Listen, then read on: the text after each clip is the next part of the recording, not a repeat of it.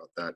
Our next speaker on this panel is going to be Bob Guy, who has two roles here. I've known Bob for an awful long time. We go way, way back.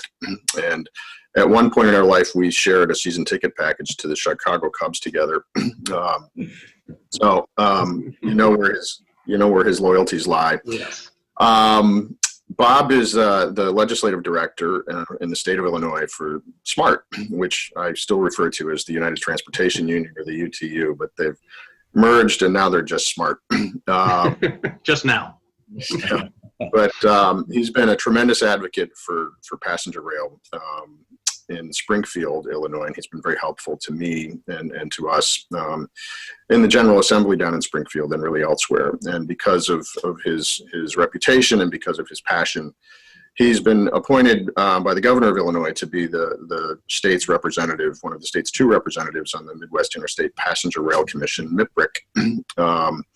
And he quickly rose through the ranks at MWRail, and now he's the chairman of the State Passenger Rail Commission. So he brings the perspective to this panel of not just what the conductors see on board trains, but also sort of what the region sees for passenger rail. And so with that as an introduction, Bob, please take it over. I will just say one more thing. We have quite a few comments that are coming in the Q&A, and we will get to those comments and those questions as many as we can at the end of this panel. Go ahead, Bob. Thank you, Ray. And we'll get to the MIPRC presentation shortly. But as you say, wearing two hats today, and it's a privilege to serve our members, SMART TD, as you mentioned, formerly UTU, as state legislative director here in Illinois. Just as I know our bios are up there, but I've got 26 years in the railroad. I hired out in 1994 on the Southern Pacific, which is now part of the Union Pacific. I hold seniority on the Union Pacific now. I spent 14 years as a freight conductor. But as Ray mentioned, our members are the ones that our passengers interact with, both on Amtrak and Metro Commuter Rail in the Chicago area, as well as our freight membership side. SMART TD and formerly UTU and rail labor in general have long been instrumental in advocating for increased and improved intercity passenger rail on national, regional, and statewide levels. We, along with other stakeholders in the mid-2000s, played a major role in Illinois in getting the state-supported service doubled, which led to major ridership explosion. Worked with Ray closely on that and other Amtrak personnel as well. Great success story here in Illinois. I'd be remiss if I didn't touch on the challenges of COVID-19. Larry's touched on it and Ray has as well. Our members are essential both on freight and passenger. They're proud of their essential work, but it can be stressful. We know ridership levels are down, but our members understand the risks associated with going to work. They're proud of that. They're mostly fearful of taking that home to their family members. So as ridership, please, like Larry mentioned, all Amtrak has done, please abide by those masks, social distancing, when you're on the equipment, when you're boarding, deboarding, and everything. Our member, that means a lot to our members. As Ray said, I'm honored to serve as the chairperson of the Midwest Interstate Passenger Rail Commission. I was elected to that post late last year at our annual meeting. What is MIPRC? Many may know, and we can get into the PowerPoint here. It's an 8-state compact that promotes, coordinates, and supports regional improvements to passenger rail service. And you can go down a few slides if you want. Who are the member states? Member states include Illinois, Indiana, Kansas, Michigan, Minnesota, Missouri, North Dakota, and Wisconsin, with Iowa, Nebraska, Ohio, and South Dakota also eligible. Some of those states have previously been members as well. What does MIPRC do? Like I mentioned, through member states and partners, is to improvements, as we mentioned. Where is the MIPRC region? Obviously in the Midwest. You can go on to the next slide, Dave. That's a map of the long distance routes. MIPRC advocates for long distance routes, improved and increased where possible. That's the national long distance. You see Chicago obviously serves as the Midwest hub of long distance service. And next slide will show the state supported service. where over the last 10, 15 years, where ridership has really increased on the state-supported service. And obviously, we would like to, what else MIPRC would love to do is to see some expansion. Chicago to Quad Cities a major priority here in the state of Illinois. We'd love to see that going.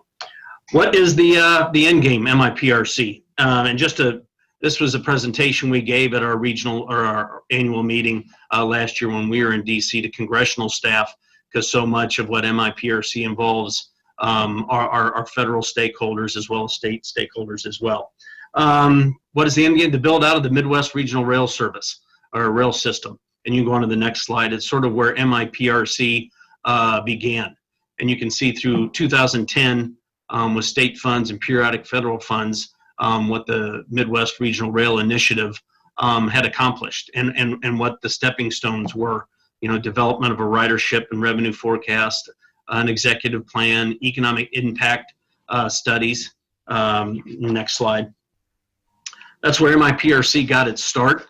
Some of the major accomplishments for MIPRC and Midwest states and stakeholders was, a decade or so ago, and for the first time, Congress appropriated significant funding to states for passenger rail. Under the high-speed intercity passenger rail program, the Midwest was awarded $2.5 billion, a quarter of that. That couldn't have been done without a coordinated effort in the Midwest. You can go to the next slide. What's specifically working on now? Equipment purchases and deliveries, something that the passengers are going to see and hopefully are excited about. Implementation of high-speed intercity passenger rail projects itself. Continued corridor improvements through Build and FAST Act authorized grants, which we'll get to in a moment. More Midwest planning, and then advocacy with other action items. Next slide. Some of the most exciting things that are going on the last couple of years and moving forward over the next couple: equipment purchases and deliveries.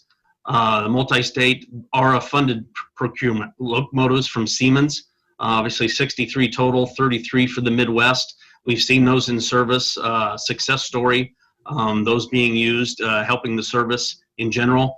The next step, and something I think that will drive another ridership surge across the nation and specifically in the Midwest, is the new passenger cars. I know here in Illinois they've been doing some testing very recently on those cars, so we hope to see those in revenue service as soon as possible, and we'll be seeing more and more of those over the next few years, as the bullet point points out. And MIPRC is the umbrella agency for our states to own and manage that equipment. Next slide. High-speed rail implementation continues all throughout the Midwest. As you can see, I won't touch on all of those, but many projects throughout the Midwest involving high-speed, higher-speed implementation. Next slide. I mentioned the grants before. The Midwest has done tremendously wonderful through the grant programs from the federal government. I won't go through the individual numbers, but without a coordinated effort of state DOTs and passenger rail stakeholders, we wouldn't be as successful as we are. And our federally elected officials who really do take great interest in helping provide specific funding for passenger rail. Next slide.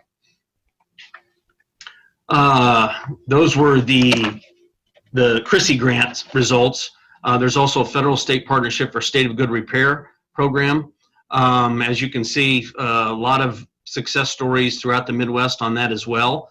And one thing to note that, sometimes when you see projects, and you can go to the next slide, where there's funding given to, like, the CREATE program here in Illinois, which is trying to untangle the snarls of freight traffic in and around Chicago area, it greatly benefits, passenger rail success and on-time performance and reliability, which we'll touch on as we close. Next slide. Studies, planning for the future, continuing on with the Midwest Regional Rail. The goal is to produce a 40-year framework for the Midwest. As I mentioned, stakeholders, 12 Midwestern state DOTs, MIPRC, other stakeholders, and we really, the success story in the mid-2000s here in Illinois had had lots, environmentalists, obviously rail labor, municipal mayors, college universities, which is those who really rely on the service as well. Next slide. And studies for future improvements. As you can see, there's plenty out there to move upon. And next slide. The time to act is now. Let's build on the rider. We know there's going to be a post-COVID time, but we have to be ready to do that. And we've got to move on that. In closing, I did want to provide some priorities that MIPRC works on a constant level and communicates with our elected officials. Like to see a rail title within the Surface Transportation Reauthorization, sustained funding for intercity passenger rail, grants for intercity passenger rail planning and implementation, which we had on a slide before, the Amtrak National Network. We do not want to see decreases in long-distance service, state-supported corridors, Amtrak accounting and systems, MIPRC working with AASHTO, which is the American Association of State Highway and Transportation Officials, on rail transportation positions, and possibly most important, an Amtrak right of preference. Congress, in creating Amtrak, mandated that intercity and commuter rail have preference over freight transportation when using a rail line, junction, or crossing.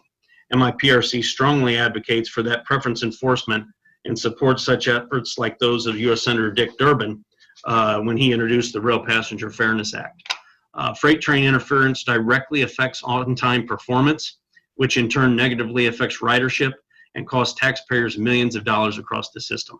A reliable preference enforcement mechanism would simply help Amtrak deal with those host railroads who mostly ignore the preference requirement. And let me state that all host railroads, don't handle Amtrak in a poor fashion. Some are great partners, and Ray and Larry could touch that more than I could.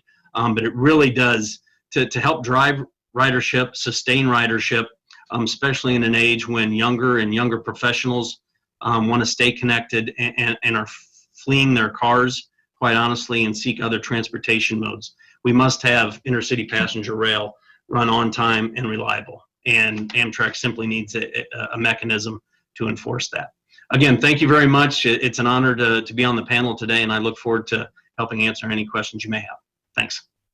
Thanks, Bob. Really appreciate that. I know Larry was able to get a plug-in for the buy one, get one free sale, and you managed to get a plug-in for the preference legislation that seems to be one of the most crucial things we're advancing. So thanks very much for from that. Bob, this is from Malcolm Kenton. How open are MIPRC and the Midwest state DOTs to considering competitively bidding operations and maintenance contracts for state-supported routes to provide opportunities for operations and maintenance contractors other than Amtrak? Me and Larry. Thank you, Malcolm, and thank you, Ray. I won't speak for Midwest state DOTs. We've heard them discuss this topic many times, and obviously they deal with you guys. But wearing my MIPRC hat, I think all we would need is just the most competitive. So I think we would be, but we would want a successful service as we get with Amtrak. But I think we cannot forget Amtrak's historical experience in operating passenger rail, their relationships with the freight host railroads, their ability to get funding in Congress and throughout the states that just can't be ignored. But competitiveness is always good. Thanks, Bob. Appreciate that.